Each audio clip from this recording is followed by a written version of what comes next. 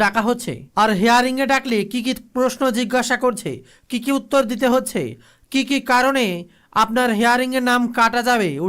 110 জনের বেশি মানুষ মারা গেছেন,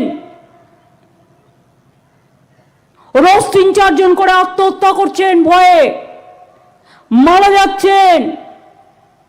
কেন ইলেকশনের বিরুদ্ধে কেস হবে না? এত মৃত্যুর দায় ইলেকশন কমিশনকে নিতে হবে এবং গভর্নমেন্ট অফ ইন্ডিয়াকে নিতে হবে। পার্টির নাম আমি নাইবা বললাম, এবং হসপিটালে আজও মৃত্যুর সাথে লড়াই করছে আরো 40-45 জন। এদের জীবন জীবন নয়, স্বাধীনতা দিয়ে দেশকে ফাঁসির মঞ্চে গান গেয়ে নবসংস্কার দিয়ে হলো তা নিয়ে বিস্তারিত আপডেট আজকের ভিডিওতে। আর তারই সাথে আর এইমাত্র আরো কিছু খবর শুনলেই আপনার গা শিউরে উঠবে। ভয়ানক খবর আবারও সামনে উঠে আসছে। উড়ে গিয়েছে 15 ফুটের রেল লাইন। প্রজাতন্ত্র দিবসের আগেই বড় সড় বিস্ফোরণ। 21-এর খেলা হয়েছিল নন্দীগ্রামে। কিসের বার্তা এবার শুভেন্দু? আবারও কি নন্দীগ্রামে দাঁড়াতে চলেছেন? থাকছে তা নিয়ে বিরাট আপডেট। আইপ্যাক কাণ্ডের পর এবারে বড় সিদ্ধান্ত নিতে পারে ইডি। আলোচনা হলো বৈঠকে। প্রথমবার হাওড়া থেকে বন্দে ভারতের স্লিপার চড়ে কি করছেন যাত্রীরা? উঠে এলো বিরাট বড় আপডেট। ভয়াবহ তুষার ঝড়ের কবলে এবার আমেরিকা।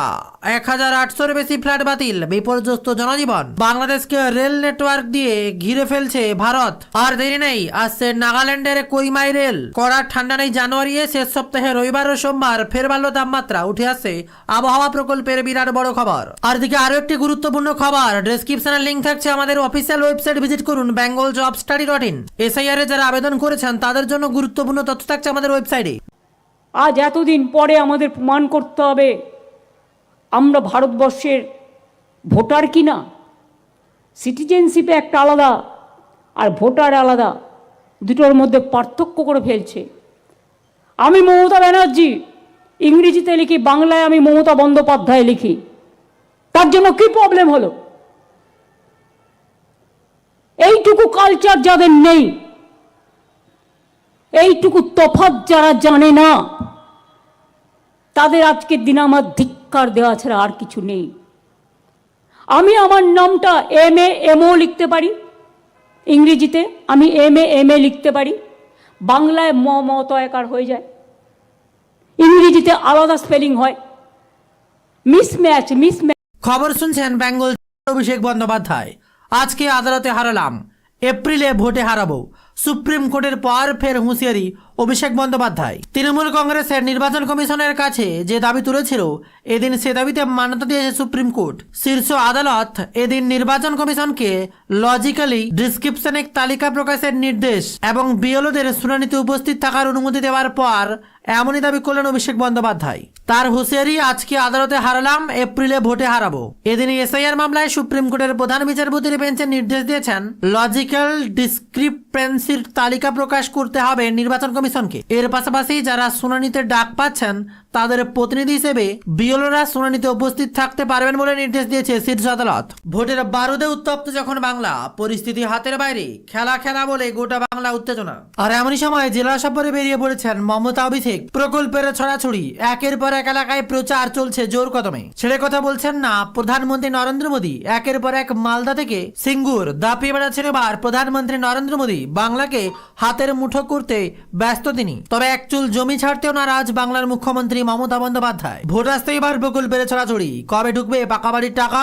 কৃষক বন্ধু, বাড়বে লক্ষ্মীর ভান্ডার। একের পর এক নতুন প্রকল্পের সংযোজন আসতে চলেছে। ভোটের আগেই বিরাট ধামাকা। এসআইআর শেষ হতে না হতেই আবারও ভোটের দামামা বেজে গেল। ইতিমধ্যেই কেন্দ্র বাহিনী ভোটের কোথায় থাকবে তার সমস্ত জায়গা ঠিক হচ্ছে। কত কেন্দ্র বাহিনী আসবে, অর্থাৎ কেন্দ্র বাহিনীর সংখ্যা কোনো মানেই ভোটের সময় আসন্ন। আর অপরদিকে বিরাট বড় আপডেট। ভোটের আগেই স্কুলে স্কুলে গ্রুপ সি গ্রুপ ডি নিয়োগের লিখিত পরীক্ষা। ভোটের আগে এবার মোক্ষম সুযোগ। ভোটের আগেই গ্রুপ সি গ্রুপ ডির পরীক্ষা, আর সময় হাতে কম। তার মাঝে আবহাওয়ার খেলা। 29, 30, 31 জানুয়ারি ভারী বৃষ্টিকা পাবে 4 রাজ্য। শীত বাড়বে কোন কোন রাজ্য? আর অপরদিকে আনন্দপুর অগ্নিকাণ্ড। শুভেন্দুকে শর্ত চাপিয়ে মিছিলের অনুমতি হাইকোর্টের। উদ্ধার ব্ল্যাক বক্স। বিমান ভেঙে পড়ার ঠিক আগেই কি ঘটেছিল ককপিটে, এবার পাইলটের শেষ কথা। আর অপরদিকে আবার হুমায়ুন কবিরের সঙ্গে হোটেলে দীর্ঘ বৈঠক মোহাম্মদ সেলিমের। ভোটের আগে এবার নতুন জট। আর তার সাথেই আসছে বাজেট 2026। বাজেট 2026-এ কোথায় কি কি বদল হবে, বাংলায় কোথায় কি কি পরিবর্তন হবে থাকছে তা নিয়ে বিরাট আপডেট আজকের ভিডিওতে। সমস্ত খবরগুলো জানানোর পূর্বে অনুরোধ, যারা এখনো সাবস্ক্রাইব করেননি বেঙ্গল জব স্টাডি ইউটিউব চ্যানেলকে সাবস্ক্রাইব করুন এবং আমাদের ওয়েবসাইট bengaljobstudy.in গুগলে সার্চ করে ভিজিট করুন। প্রতিনিয়ত লেটেস্ট খবর পাবেন আমাদের ওয়েবসাইটে। এবার আসছি বিস্তারিত খবরে। তার আগে কোন জেলা থেকে খবরটি দেখছেন কমেন্টে লিখে জানান। আর দিকে লক্ষ্মীর ভান্ডার যেমন তেমনি আবার আনন্দধারা, প্রকল্পের পর প্রকল্প, চাকরির পর চাকরি, শিক্ষার পর শিক্ষা। বাংলায় যেন এবার ভোট আসতেই আবারও ছড়াছড়ি। আর্থিক সহায়তা প্রদান, একের পর এক বিজ্ঞাপনে গোটা বাংলা ঢাকছে। বাংলার বাড়ি, স্বনির্ভর বাংলা, 20 লক্ষ পরিবার উপভোক্তা। আর্থিক সহায়তা 1,20,000 টাকা পরিবার পিছু দিচ্ছে বাংলার বাড়ি প্রকল্পে। কারা এখনও আবেদন করেননি বা এখনও পাননি, অবশ্যই খোঁজ রাখুন আপনার এলাকায়, কারণ ইতিমধ্যে বাংলার বাড়ি প্রকল্পে বিরাট টাকার ঘোষণা আসতে চলেছে। আর এবার আসছে বাজেট, যার দিকে তাকিয়ে গোটা দেশের মানুষ। এবার আশার আলো মুক্ত বাণিজ্য চুক্তি। বাজেটের আগে এবার সংসদে বার্তা প্রধানমন্ত্রী নরেন্দ্র মোদী। প্রধানমন্ত্রী বললেন, এই সরকারের পরিচয় হলো রিফর্ম, পারফর্ম এবং ট্রান্সফর্ম। আমরা রিফর্ম ও পারফর্ম করেছি। আমি বিশ্বাস করি যে ঈশ্বরের আশীর্বাদে ট্রান্সফর্ম করব। দেশ এখন লং টার্ম প্রবলেম থেকে বেরিয়ে লং টার্ম সলিউশনের দিকে এগোচ্ছে। শুরু হয়েছে বাজেট অধিবেশন। আজ অধিবেশনের দ্বিতীয় দিন। আগামী 1 ফেব্রুয়ারি রবিবার বাজেট পেশ করবেন কেন্দ্রীয় অর্থমন্ত্রী নির্মলা সীতারামন।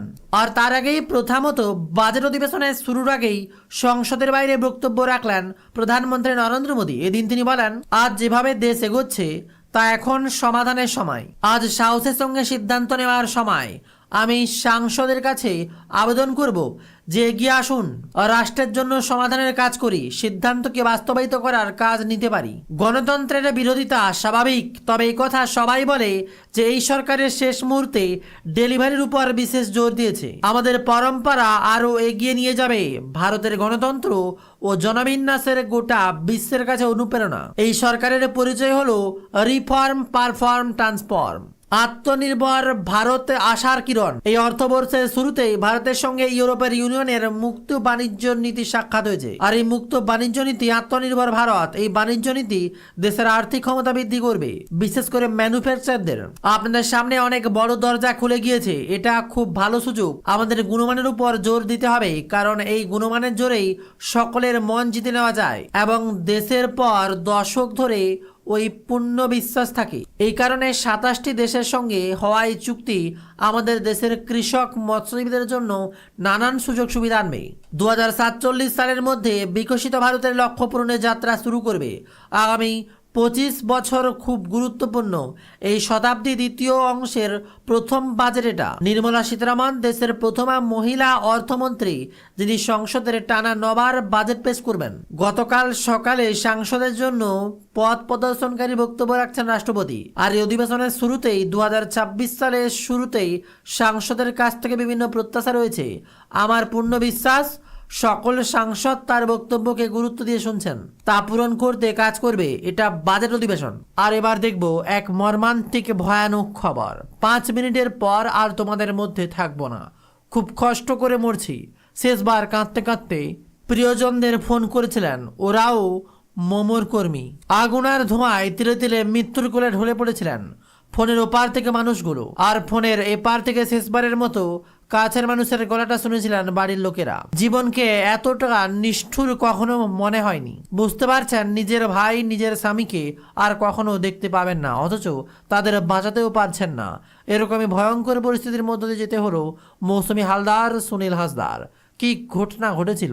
আনন্দপুর অগ্নিকাণ্ডে 3 কর্মীর মৃত্যু হয়েছে বলে জানিয়েছে ওয়াও মোমো। তারা হলেন ঝাড়গ্রামের বাসিন্দা রবিশ হাসদা, বারুইপুরের বাসিন্দা বাসুদেব হালদার ও গড়িয়ার পঙ্কজ হালদার। সেই অভিশপ্ত রাতে স্ত্রীর সঙ্গে ফোনে 2 বার কথা হয়েছিল পঙ্কজ হালদারের। স্ত্রীকে ফোন করে বাঁচার আকুল আকুতি জানিয়েছিলেন অসহায় পঙ্কজ। নিখোঁজ ওয়াও মোমোর কর্মীর স্ত্রী মৌসুমী হালদার বলছেন, রাত 3টের সময় ফোন করলেন, করে বললেন যে বাবাই আমি বাঁচবো না, আমাকে বাঁচাও, এখানে আগুন ধরে গেছে। তারপর ফোনটা আপনা আপনি কেটে গেল। কেটে যেতে আমি আবার ফোন করলাম, বললাম যে করে হোক তুমি বের হও। ও আমায় বলল আর 5 মিনিট, আর 5 মিনিটের পর আমি আর থাকবো না তোমাদের মাঝে। ঝাড়গ্রামের বাসিন্দা রবি হাঁসদা ওয়াম উমর গুদামে নিরাপত্তা কর্মীর কাজ করতেন। বাড়িতে রয়েছে 2.5 মাসের দুধের সন্তান ও স্ত্রী। ঘটনার রাতে দাদাকে ফোন করেছিলেন রবিস। কান্নায় ভেঙে পড়া ভাইয়ের গলাটা মনে পড়লে এখনো বুকে কেঁপে ওঠে সুনীল হাঁসদার। নিখোঁজ নিরাপত্তা কর্মীর দাদা সুনীল হাঁসদা বলছেন, 26 তারিখ ভোর 3টে নাগাদ আমায় ফোন করলো। প্রথমে বলল, দাদা আমি আজকে মরছি, দাদা মরছি, আমাদের কোম্পানিতে আগুন লেগেছে, আমি খুব কষ্ট করে মরছি ভাই, আমার ছোট একটা বাচ্চা আছে, বউ আছে, ওগুলোকে তুই দেখবি দাদা। আর কাঁদছিল তখন। খবর পড়তে আমাদের চোখেও জল চলে আসছে এই ঘটনায়। ওয়াম উমার তরফ থেকে বিবৃতি দেয়, দায় চাপানো হয়েছে পাশের গুদামের ঘাড়ে। তাদের অভিযোগ, রাতে সেখানে বিনা অনুমতিতে রান্না করা হচ্ছিল, তা থেকে আগুন লাগে আর যা ওয়ামোমোর গুদামে গ্রাস করে ফেলে। অগ্নিকাণ্ডের পর এখনও নিখোঁজ বারুইপুরের বাসিন্দা বাসুদেব হালদার, তার ছেলে এদিন বিস্ফোরক অভিযোগ করেছেন। নিখোঁজ ওয়ামোমোর কর্মীর ছেলে দোয়াময় হালদার বলছেন, এক্সিট গেট ছিল, ওই যে ডেকোরেটার্স আছে না, ওই যে এক্সিট গেট ছিল, ওখানে প্রচুর পরিমাণে কাঠ বাঁশ ওগুলো ফেলে এক্সিট গেটটা পুরো বন্ধ করে রেখেছিল, তো সেই জন্য এক্সিট গেটটা খুলতে পারিনি। ওর সামনের দিকে গেটটা, ওরা যেহেতু 3 জন 9 বছর কাজ করেছে, ওরা অনেকেই ক্লোজ ছিল। আমার বাবা 9 বছর কাজ করেছে, বাইরের দিকটা অনেক ফাঁকা, তো সিকিউরিটি গার্ড তাই জন্য ভেতরে বসেছিল। রোজকার মতোই কাজে আসছিল মানুষজন, রোজকার মতোই বাড়ির লোকেরা ভেবেছিল কয়েক ঘন্টা পর আবার দেখা হবে। কে জানতো কয়েক ঘন্টার পর গোটা জীবনটাই লন্ডভন্ড হয়ে যাবে। আর এদিকে আবার দেশ জুড়ে ব্যাংক ধর্মঘট। কোন কোন ব্যাংকে বেশি প্রভাব পড়তে পারে কি বলছে এবার, যেখানে কি কারণে মূলত ব্যাংক ধর্মঘট। সারা দেশের রাষ্ট্রোত্তর ব্যাংকগুলি আজ দেশব্যাপী ব্যাংক ধর্মঘটে ডাকা হয়েছে। সপ্তাহের 5 দিন কাজের দাবিতেই ডাকা হয়েছে ধর্মঘটের পরিষেবা ব্যাহত হতে পারে। State bank, Punjab national bank সহ সরকারি ব্যাংকগুলোতে প্রভাব পড়বে। বেসরকারি ব্যাংকগুলির পরিষেবা স্বাভাবিকভাবে থাকবে, এটিএম ও অনলাইনের পরিষেবা চালু থাকবে বলেই খবর। এদিন বারাসতের সভা থেকে অভিষেক বলেন, আজ থেকে ঠিক 20 দিন আগেই আমি দিল্লিতে গিয়েছিলাম 10 জনের প্রতিনিধি দল নিয়ে, যে 1,35,00,000 বেশি মানুষ